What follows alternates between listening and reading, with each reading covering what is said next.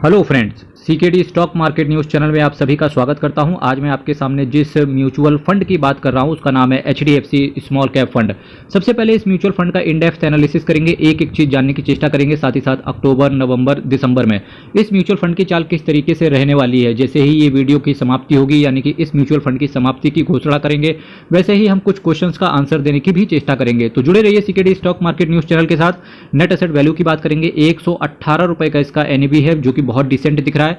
एक साल में रिटर्न देखिए आप 41.27% के सीएजीआर के हिसाब से। जबकि मैं बार बार सीएजीआर बोलता हूं म्यूचुअल फंड के अंदर, तो इसका मतलब है कि म्यूचुअल फंड के अंदर आपको जो रिटर्न है वो कंपाउंड होकर के मिलता है। और यही म्यूचुअल फंड की सबसे अच्छी खूबसूरती होती है कि म्यूचुअल फंड के अंदर रिटर्न आपको चक्रवृद्धि ब्याज, आपने सुना होगा कि सिंपल इंटरेस्ट कोई ले ले तो ज्यादा अच्छा है, पर अगर किसी को चक्रवृद्धि ब्याज देना पड़ जाए तो बहुत खराब है। और यहां पर आपको मिल रहा है चक्रवृद्धि ब्याज की तरीके से। तो यानी कि आप सोच सकते हो कि म्यूचुअल फंड कितना अच्छा होता है आपके फिक्स डिपॉजिट या ट्रेडिशनल इन्वेस्टमेंट से लाख गुना अच्छा होता है एक म्यूचुअल फंड। बस आपको रिस्क का पता होना चाहिए और आपके पास एक अच्छा फंड मैनेजर या फाइनेंशियल एडवाइजर अच्छा होना चाहिए। एक साल में चूंकि इसका रिटर्न देखो 41.27% का सीएजीआर, 3 साल में देखिए 41.94% का सीएजीआर। भाई साहब 3 साल में पैसा डबल कर दिया इस फंड ने।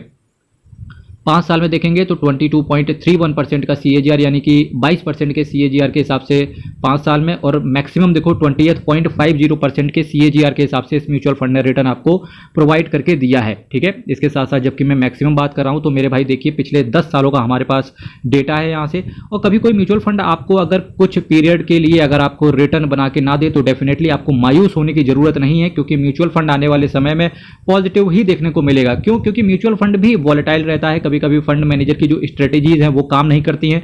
जैसे ही फंड मैनेजर को ये पता चलता है कि यार ये स्ट्रेटेजीज काम नहीं कर रही हैं और हम दूसरी स्ट्रेटेजी लगा करके शेयर्स को खरीद लेंगे, या जो जिन स्ट्रेटेजीज की वजह से जिन शेयर्स ने रिटर्न नहीं दिया उन शेयर्स को निकाल के बाहर फेंक देंगे, तो डेफिनेटली इसकी वजह से जब ये हटाते हैं कुछ शेयर्स को बाहर की तरफ जोड़ लेते हैं, तो जब ये सारी चीजें होती हैं एक म्यूचुअल फंड के अंदर, तब आपको रिटर्न एक अच्छा देखने को मिलता है। तो देखिए ये चीज इसके साफ ये झलक रहा है यहाँ से। देखिए कितना ज्यादा फ्लक्चुएशन है इसके एनएवी में। देखिए यहाँ से 46 का एनएवी था, फिर गिरते गिरते कहां तक आ गया, देखिए 39 तक एनएवी आ गया।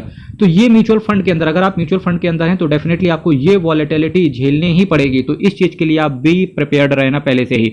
3 आउट ऑफ 5 वैल्यू रिसर्च ने इसको रेट किया है मेरे दोस्त। वैल्यू रिसर्च ने चूंकि इसको 3 आउट ऑफ 5 रेट किया है, और वैल्यू रिसर्च की जो क्रेडिट रेटिंग एजेंसी है बहुत ही ज्यादा वैल्यूएबल है।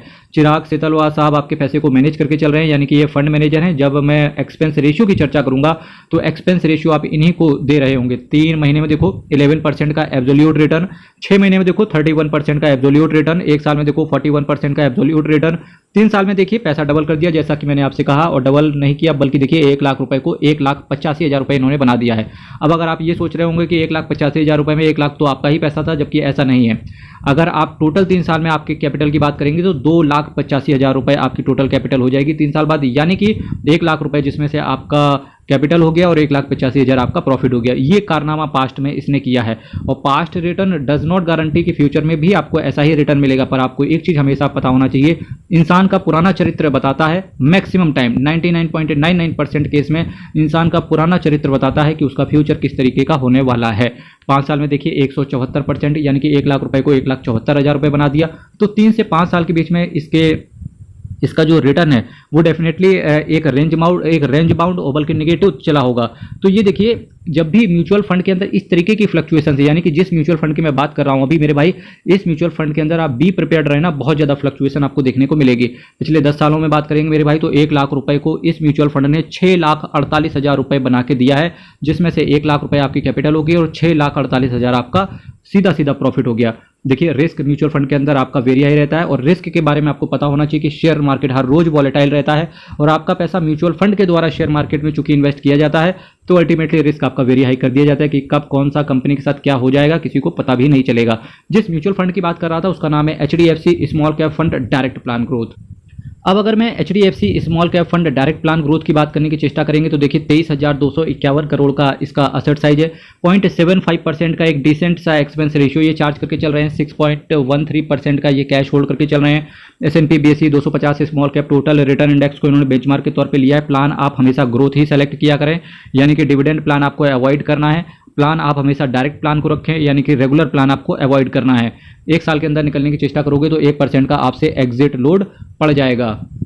देखिए, एचडीएफसी असेट मैनेजमेंट कंपनी से रिलेटेड एक चीज़ मैं कहना चाहूँगा आपसे कि एचडीएफसी एक ऐसी असेट मैनेजमेंट कंपनी है, अगर मैं इसके पिछले 15-20 साल का मैंने इसका ट्रैक रिकॉर्ड चेक किया है, पहले तो ये इन्वेस्टर्स को लुभाने के लिए उसको अच्छा सा रिटर्न देते हैं, उसके बाद ये एक्सपेंस रेशियो अपने फंड का बढ़ा देते हैं और रिटर्न भी जिसकी वजह से सप्रेस्ड हो जाता है। यानी कि एचडीएफसी एक ऐसी असेट मैनेजमेंट कंपनी है कि शॉर्ट टर्म में आपको इनके कितने भी फंड उठा लो, कोई भी फंड इनका उठा लोगे तो शॉर्ट टर्म में इन्होंने यानी कि 3-4-5 सालों में इन्होंने बहुत अच्छा रिटर्न डिलीवर करके देते हैं। उसके बाद 3-4 साल के लिए ये खुद कमाते हैं और फिर से 3-4 साल के बाद इन्वेस्टर्स को लुभाने की चेष्टा करते हैं। इस तरीके का एक परफेक्ट एग्जांपल मैं आपको बताना चाहूँगा। ये वही एरा चल रहा है आज की डेट पे। आप किसी भी एचडीएफसी के फंड को उठा लो, चाहे फ्लेक्सी कैप को उठा लो, चाहे टैक्स सेवर को उठा लो, चाहे मल्टी कैप को उठा लो, चाहे आप स्मॉल कैप को उठा लो, मिड कैप को उठा लो, सभी ने ताबड़तोड़ तरीके से रिटर्न देना स्टार्ट कर दिया। यही 4-5 साल बाद आप देखोगे कि रिटर्न एचडीएफसी जो असेट मैनेजमेंट कंपनी है वो बना करके नहीं देगी। तो इस चीज़ से अगर आप यूज टू रहेंगे तो डेफिनेटली लॉन्ग टर्म तक आप किसी फंड से जुड़े रहोगे। तो अगर आप एचडीएफसी स्मॉल कैप फंड के अंदर आ रहे हैं तो इस चीज़ के लिए आप बी प्रिपेयर्ड रहना कि ये भी टाइम आपको देखने को मिलेगा। सर्विसेज हो गया, कैपिटल गुड्स हो गया, यानी कि किन किन सेक्टर्स में आपका पैसा पड़ा रहेगा। तो देखिए, एक असेट मैनेजर यानी कि एक जो फंड मैनेजर होता है किस तरीके से आपके पैसे को डाइवर्सिफाई करता है सेक्टर वाइज, उसके बाद इन सेक्टर के अंदर किस तरीके से उसने शेयर्स को भी डाइवर्सिफाई करके रखा हुआ है, ये सारी चीज़ें 1 बाय 1 करके बात करेंगे। तो सबसे पहले देखिए यहाँ से किन किन सेक्टर्स में आपका पैसा पड़ा रहेगा। तो सेक्टर्स देखिए, services, capital goods, financial, health care, automobile, material, technology, chemical, consumer staples, consumer discretionary, metals and mining, कुछ डाइवर्सिफाइड सेक्टर हैं, कंस्ट्रक्शन और टेक्सटाइल जैसे कुछ दिग्गज सेक्टर्स में आपका पैसा पड़ा रहेगा। कई बार इन्वेस्टर सोचता है कि हम स्पेसिफिक टेक्नोलॉजी फंड्स में इन्वेस्ट करेंगे, या स्पेसिफिक हम बैंकिंग एंड फाइनेंशियल्स में इन्वेस्टमेंट करेंगे, या स्पेसिफिक हम हेल्थ केयर फंड में इन्वेस्ट करेंगे। बल्कि अगर वो ऐसा नहीं करता, यानी कि थीम बेस्ड फंड्स में अगर वो इन्वेस्ट नहीं करता है, फिर भी अगर आप करें तो चूंकि आपका पैसा है आप कहीं भी इन्वेस्ट करें। पर मैं आपसे एक चीज बताना चाहूंगा, अगर आपके पास एक अच्छा म्यूचुअल फंड है तो वैसे भी आप कैटेगरीज चुने, चाहे स्मॉल कैप हो, मिड कैप हो, लार्ज कैप हो, फ्लेक्सी कैप हो, मल्टी एसेट एलोकेशन फंड हो, बैलेंस एडवांटेज फंड हो। तो ऑटोमेटिक जब कोई फंड मैनेजर होता है तो देखिए किस तरीके से, अब ये देखिए यहाँ से अगर आप स्पेसिफिक टेक्नोलॉजी फंड्स को ले रहे हैं तो ये देखिए स्पेसिफिक जब आप टेक्नोलॉजी फंड्स को पकड़े हुए हैं तो टेक्नोलॉजी के अंदर भी आपका 4.33% गया है। तो ऑटोमेटिक आपके पास टेक्नोलॉजी भी आ जाएगा। आप कई बार सोचेंगे स्पेसिफिक हम केमिकल सेक्टर में पैसा लगाएंगे, देखिए केमिकल्स में भी पड़ा हुआ है। कंज्यूमर एंड डिमांड फंड्स में पैसा लगाने की लोग चेष्टा करते हैं, तो देखिए कंज्यूमर एंड डिमांड्स में भी इन्होंने 4% डाला हुआ है। फिर कुछ लोग सोचते हैं कि यार हम कंस्ट्रक्शन यानी कि इंफ्रास्ट्रक्चर में पैसे डालेंगे, तो देखिए 2% इंफ्रास्ट्रक्चर में ही पड़ा हुआ है। ठीक है, तो ये तरीके से जब एक म्यूचुअल फंड आप ले लेते हो तो ऑटोमेटिक आपको थीम बेस्ड इन्वेस्टमेंट हो जाता है। तो जो नए इन्वेस्टर हैं तो डेफिनेटली उनको जब थीम बेस्ड इन्वेस्टमेंट की बारी आती है तो अगर अवॉइड कर देते हैं कोई दिक्कत नहीं है, क्योंकि लॉन्ग टर्म में थीम बेस्ड जो फंड्स होते हैं वो अच्छा रिटर्न नहीं देते हैं। शॉर्ट टर्म में पॉसिबल है कि थीम बेस्ड फंड्स अच्छा रिटर्न दे दें, और लॉन्ग टर्म में ये चीज़ देखने को नहीं मिलती है। किन किन शेयर्स में आपका पैसा पड़ा रहेगा, तो चलिए बात करेंगे। Sonata software, bank of Baroda, first source solution, ये सारे शेयर्स हैं जहां पर आपका पैसा पड़ा हुआ है। IDFC limited, E Clerx services limited, Bajaj electricals, the great eastern shipping company limited, Aster DM, SKF India, KEI industries, power Mech बहुत अच्छी कंपनी है, Apar industries, PNC infratech, Kirloskar ferrous, KIMS, Eris life sciences, Indian bank, Fortis health care, Gabriel India, PVR Inox, Vardhman textile, KEC international transport corporation of India यानी कि TCI की बात कर रहा मैं, Equitas small finance bank, La ओपाला, RG Suprajit engineering, federal bank, safari industries, chalet hotel, VRL logistics, gateway rail freight limited, LG Balakrishnan and brothers limited, Finolex industries, Kalpataru project, red tape limited actually ये पहले Mirza international company नाम हुआ करती थी, इसके बाद Mirza international का demerger हुआ, और जैसे ही डीमर्ज हुई कंपनी तो रेड टेप अलग निकल गया और मिर्जा इंटरनेशनल अलग हो गया। Global health, Chambal fertilisers, NRB bearing, Sula vineyard यार एक्चुअली वाइन बनाने वाली कंपनी है। जब आईपीओ इसका आया था तो कुछ खास रिटर्न देखने को नहीं मिला, पर उसके बाद ये कंपनी जाकर के डबल हो गई। हालांकि कंपनी का चूंकि बिजनेस अच्छा था। Unichem laboratories, Sharda cropchem, Voltamp transformers, Redington limited, Bajaj consumer, shoppers stop, Carborundum universal, Tata metaliks, Inox fluorochemical. देखिए आइनॉक्स, पीवीआर आइनॉक्स अब तो मर्जर हो गया उनका कंपनीज का। वो थिएटर वगैरह के लिए कंपनी थी, है ना, मूवी वगैरह थिएटर में देखने जाते हो या तो आप आइनॉक्स में पहले जाते होंगे या पीवीआर में जाते होंगे, है ना, अभी दोनों का मर्जर हो गया है। इसके साथ साथ आइनॉक्स विंड के अंदर भी है, इसके साथ साथ आइनॉक्स फ्लोरोकेमिकल्स के अंदर भी है। आइनॉक्स एक बहुत बड़ा ब्रांड है। बीईएमएल लिमिटेड, ये कुछ दिग्गज शेयर्स हैं जो कि आपके पोर्टफोलियो का पार्ट बनते हैं। अब अगर मैं एचडीएफसी असेट मैनेजमेंट कंपनी के बारे में बात करने की चेष्टा करूं तो देखिए HDFC asset management company Bharat देश के अंदर एक ऐसी असेट मैनेजमेंट कंपनी है जिसका asset under management 1 lakh crore से ऊपर है। बल्कि अगर 1 लाख करोड़ के ऊपर की बात करेंगे, बल्कि इनका asset under management 5 lakh crore के माइलस्टोन को भी बीट कर चुका है। 5,27,209 करोड़ का इनका असेट अंडर मैनेजमेंट है और टोटल 150 स्कीम को ये मैनेज करके चल रहे हैं। चलिए वक्त हो चला है। ऑल इन ऑल इस फंड की बात करेंगे, बहुत ही बेहतरीन फंड है, रिटर्न अच्छा दे रहा है। जब तक रिटर्न अच्छा दे रहा है चुपचाप शांति से अपने पोर्टफोलियो को रोज देखो, निहारो और खुश हो जाओ कि भाई डिसीजन आपका अच्छा था और रिटर्न भी अच्छा मिल रहा है। चलिए, वक्त हो चला है अब आपके सवाल और मेरे आंसर्स देने का। तो जो सबसे अच्छा कमेंट मैंने आज पहले उठाया हुआ है, रोइन गार्डन जी का मैसेज आया है, the best, thank you sir. इसके साथ साथ राघव जी सिंह 8 जी का मैसेज है, क्या sir mind blowing, thank you thank you thank you. Kushal Jain साहब का मैसेज है, क्या nicely explained, thank you sir. अब देखिए, मैं बताता हूँ आपसे मेरे भाई कि आप क्वेश्चंस भी रेज किया करो, ठीक है। सैंडी जी का मैसेज है, क्या thanks for making this video, please make video on comparison of best multi cap funds. देखिए मेरे भाई, यहाँ से मैं आपसे बताना चाहूँगा, हालांकि चैनल को आप सब्सक्राइब कर लेना, वीडियो को लाइक कर देना, और मेरे भाई आपको क्या करना है, अपने व्हाट्सएप पर, अपने फेसबुक पर मेरे चैनल को शेयर करके आगे बढ़ाओ। यही मोटिवेशन है जो आप मुझे इनडायरेक्ट तरीके से प्रोवाइड कर सकते हो। तो सैंडी जी, मैं आपसे बताना चाहूँगा कि मल्टी कैप कैटेगरी में आपको इस समय की प्रेजेंट टाइम की बात करेंगे, चाहे वो ओल्ड यानी कि पुराना म्यूचुअल फंड हो, चाहे वो नया म्यूचुअल फंड हो। अगर बात मल्टी कैप कैटेगरी की हो रही है तो केवल आपके दिमाग में 2 म्यूचुअल फंड ही चलने चाहिए। सबसे पहला क्वांट का एक्टिव फंड जो कि मल्टी कैप कैटेगरी से आता है, और दूसरा निप्पॉन इंडिया का मल्टी कैप फंड। इन दोनों फंड्स के अलावा कोई फंड प्रेजेंट कैटेगरी में इन दोनों फंड्स को कोई बीट ही नहीं कर सकता, स्पेशली मल्टी कैप कैटेगरी के अंदर। अब बात करते हैं, क्या लिखा है, including new ones and old funds. तो होप सो कि इस चीज का आपको आंसर मिल गया होगा। And what are its advantages over pure mid cap and small cap funds.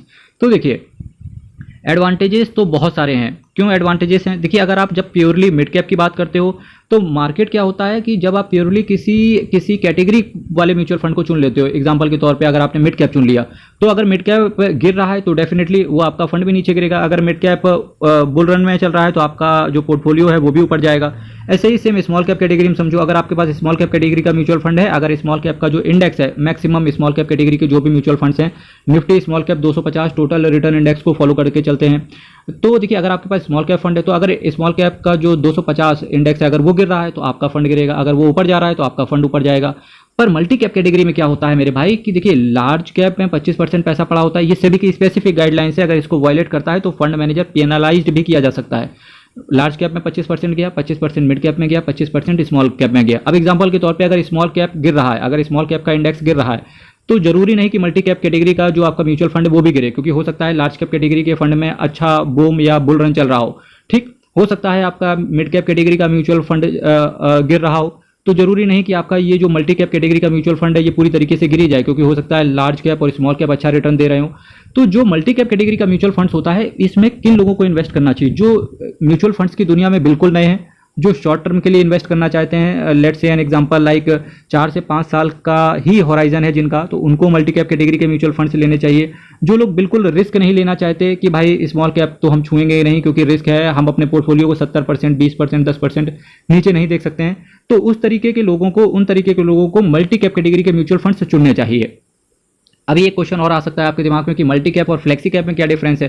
देखिए, जो लोग लार्ज कैप कैटेगरी के म्यूचुअल फंड्स को सेलेक्ट करते हैं तो उससे अच्छा है कि वो फ्लेक्सी कैप कैटेगरी में ले लें, क्योंकि फ्लेक्सी कैप कैटेगरी में फंड मैनेजर के डिस्क्रिप्शन के ऊपर होता है कि वो किस तरीके से सेबी ने फंड मैनेजर के ऊपर छोड़ दिया कि आप अपने एसेट को फ्लेक्सिबल करके इन्वेस्टमेंट करें, चाहे आप पूरा का पूरा लार्ज कैप रख लो, चाहे पूरा का पूरा मिड कैप रख लो, चाहे पूरा का पूरा स्मॉल कैप रख लो। अब मैं बताता हूँ फ्लेक्सी कैप कैटेगरी में फंड मैनेजर एक्चुअली में करता क्या है। फ्लेक्सी कैप कैटेगरी में जब कोई फंड मैनेजर पैसे डालता है तो सबसे ज्यादा वो स्टेक लेता है लार्ज कैप के अंदर, ठीक है। इसके बाद वो मिड कैप के कुछ शेयर्स रखता है और उसके बाद कुछ स्मॉल कैप के शेयर्स रखता है। इसकी वजह से आपको फ्लेक्सी कैप कैटेगरी में लार्ज कैप से तो अच्छा रिटर्न मिलता है, पर मिड और स्मॉल कैप से कम रिटर्न मिलता है। वहीं मल्टी कैप कैटेगरी की बात करेंगे तो आपको लार्ज कैप और मिड कैप से भी अच्छा रिटर्न मिलता है, पर स्मॉल कैप से कम मिलता है। तो ये सारी चीजें रहती हैं। तो होप सो कि आपको आपका आंसर मिल गया होगा। चैनल को सब्सक्राइब कीजिएगा, बाकी बचे कुछ जितने भी मल्टी कैप कैटेगरी के म्यूचुअल फंड्स है 1 बाय 1 करके आप तक पहुंचते रहेंगे। सतीश कुमार का मैसेज है, इज दिस गुड टाइम और बैड टाइम और best time for investment in this fund for lump sum, please reply. देखिए सतीश कुमार जी, म्यूचुअल फंड की दुनिया में मैं अगर सही बताऊं तो कोई भी ना ही गुड टाइम है, कोई ना ही बैड टाइम है। अगर आपने एक बार ठान लिया है कि इन्वेस्टमेंट करना है तो इन्वेस्टमेंट बिल्कुल है, किसी भी, चाहे पूरा इंडेक्स चाहे 20,000 पे खड़ा हो, चाहे इंडेक्स 25,000 पे खड़ा हो, चाहे इंडेक्स 10,000 पे खड़ा हो, आपका जब मर्जी आए तब पैसे डालो।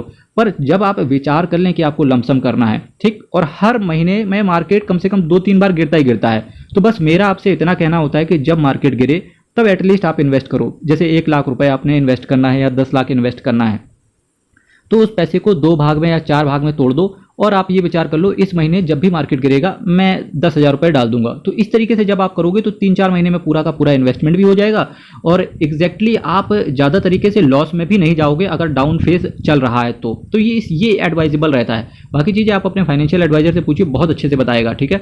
और ये पुरुषोत्तमन जी का मैसेज है, valuable information sir, thank you. Last comment उठाते हैं आज का। एजाज खान का मैसेज है 3779 सर, मेरा portfolio Nippon India small cap में है, 1 लाख लमसम है, 1000 की एसआईपी चल रही है इनकी। इसके साथ साथ मल्टी कैप कैटेगरी में 1 लाख का लमसम है, एसआईपी 1000 की। कैनरा 1 लाख लमसम। कैनरा क्या है मेरे भाई, कैनरा का क्या है, मल्टी कैप है, स्मॉल कैप है, मिड कैप है, क्या है समझा नहीं मैं, ठीक है। तो एचडीएफसी का मिड कैप, एक्चुअली एचडीएफसी का मिड कैप नहीं है, पूरा नाम लिखो, एचडीएफसी का मिड कैप अपॉर्चुनिटीज फंड है। 1000 यहाँ भी है, एचडीएफसी का मल्टी कैप भी है, ठीक है। कोटक का मिड कैप है, एक्चुअली कोटक का मिड कैप डायरेक्ट आपको नहीं दिखेगा, कोटक एमर्जिंग इक्विटी फंड के नाम से होगा। इसके साथ साथ क्या है आपके पास, एसबीआई स्मॉल कैप भी है, ठीक है। एसबीआई का कॉन्ट्रा फंड भी है, बढ़िया है। कॉन्ट्रा फंड तो ठीक है, लार्ज कैप कैटेगरी से रिलेटेड है यार, ये एक्चुअली वैल्यू ओरिएंटेड फंड है ये। और 15 से 20 साल बाद कितना अमाउंट मिल सकता है, वाह, 15 से 20 साल बाद। तो देखिए मेरे को आपके बारे में कुछ भी नहीं पता है, पर जी हाँ मैं म्यूचुअल फंड का रिव्यू कर देता हूँ। निपॉन इंडिया का स्मॉल कैप बढ़िया फंड है। और मल्टी कैप किसका आप पूछ रहे हैं, अगर निपॉन इंडिया का मल्टी कैप पूछ रहे हैं तो बढ़िया फंड है, मल्टी कैप भी अच्छा है। कैनरा रोबेको का स्मॉल कैप भी अच्छा है। एचडीएफसी का मिड कैप झकास है, एचडीएफसी का मल्टी कैप। एचडीएफसी के मल्टी कैप की बात करेंगे तो मेरे भाई आप ऐसे समझो, अभी एचडीएफसी के किसी भी फंड को उठा लो अच्छा रिटर्न दे रहे हैं। तो एचडीएफसी का मल्टी कैप से रिलेटेड कंट्रोवर्सी है थोड़ी सी कि ये शॉर्ट टर्म में बहुत अच्छा रिटर्न देंगे, पर लॉन्ग टर्म में जब आप 10-15 साल की बात करोगे तो एचडीएफसी का जो मल्टी कैप है इतना अच्छा रिटर्न बना के नहीं देगा। तो जब तक आपको रिटर्न मिल रहा है तो डेफिनेटली एचडीएफसी मल्टी कैप के अंदर रुके रहो। उसके बाद अपने जिस दिन आपको रिटर्न मिलना कम हो जाए, अपने जो फाइनेंशियल एडवाइजर जो आपके पास हो उससे पूछ के ऑल्टरनेट फंड इसका सेलेक्ट करवा लेना, ठीक है। एसबीआई का स्मॉल कैप बेहतरीन है, एसबीआई का कॉन्ट्रा फंड बेहतरीन है। अब आपका क्वेश्चन ये है कि 15 से 20 साल बाद कितना फंड मिल सकता है, आपका इन्वेस्टमेंट कितना जा रहा, कितने हज़ार हैं ये, 1 2 3 4 6,000 मान लेते हैं, 6,000 पड़ा हुआ है यहाँ से। चलिए चलते हैं। अब आप यहाँ से देखिए कि मैं मान के चल रहा हूँ कि मंथली एसआईपी आपकी 6,000 रुपये की चल रही है, और इतना मान लेते हैं कि एसबीआई कॉन्ट्रा फंड हो गया और स्मॉल कैप भी है आपके पास, तो ऑन एन एवरेज मैं ये मान के चल रहा हूँ कि 18% का रिटर्न मिल जाना चाहिए, ठीक है। टाइम पीरियड चूंकि आपने बताया है कि 15 साल है, तो देखिए जितना आपका इन्वेस्टमेंट जाएगा तो 10,80,000 रुपये के आसपास 15 साल में डिपॉजिट हो जाएगा, और जो आपका रिटर्न है करीब करीब 44,35,253 रुपये आपको मिल जाना चाहिए। तो ओवरऑल कैपिटल हो गई है कितनी, 55,15,000 रुपये। इसके साथ साथ जैसा कि मुझे दिख रहा है कि 2 लाख रुपए का आपके पास लमसम भी पड़ा हुआ है, तो मान के चलते हैं तो जहां आपका लमसम पड़ा हुआ है वो आपको 17% का रिटर्न आने वाले समय में बना के दे सकता है, और 15 साल आप इसको भी दे सकते हो, तो इसका आपको रिटर्न 19,07,744 मिल सकता है। तो टोटल 55 उधर हो गया और 20 लाख रुपए इधर हो गया, 55-20 कितना हो गया, 70 लाख रुपए हो गया। और 2 ही लाख रुपए आप और भी करना चाहते हो, दूसरे मैसेज में वो लिखा हुआ है, तो ये 40 लाख 5 4 9 90 लाख। आप ये मान के चलो कि भाई ओवरऑल कैपिटल आपकी 80-90 लाख हो जानी चाहिए 15 साल में। फिर भी मार्केट में अगर कभी कुछ भड़बड़ा गया, गवर्नमेंट गिर गई या गवर्नमेंट का कुछ उथल पुथल हो गया, तो उससे मार्केट किसी भी डायरेक्शन में जाएगा। तो अभी मैंने आपके सामने जितनी भी कंडीशंस रखी हैं कि 15 साल होना चाहिए, 17-18% के आसपास मिनिमम रिटर्न होना चाहिए, तो अगर इस तरीके का रिटर्न बना तो आपका करीब 70-80-90 लाख रुपए बन जाना चाहिए। तो ठीक है, यहाँ से एजाज खान 3779 जी, ठीक है। अभी मुझे 2 लाख और करना है, तो हाँ ये भी मैंने कंसीडर कर लिया है। तो 20 से 25% मिल सके कोई ऐसा म्यूचुअल फंड बताओ, ठीक है। 20 से 25% अगर आपको लेना है तो आपको स्मॉल कैप ही सेलेक्ट करना पड़ेगा, ठीक है। तो स्मॉल कैप कैटेगरी के म्यूचुअल फंड से सेलेक्ट कीजिए, और मेरी मल्टी बैगर म्यूचुअल फंड्स का सहारा आप ले सकते हो, क्योंकि वहाँ पर मैंने सभी स्मॉल कैप कैटेगरी के म्यूचुअल फंड्स डाल दिए हैं। मेरे मित्र चैनल को सब्सक्राइब कीजिएगा, वीडियो को लाइक कीजिएगा, आप अपने व्हाट्सएप, आप अपने फेसबुक पर चैनल को शेयर कीजिए ताकि ये जानकारी आगे भी पहुँचे। हर हर महादेव, अयप्पा चरणम, हरि चरणम, बहुत बहुत धन्यवाद।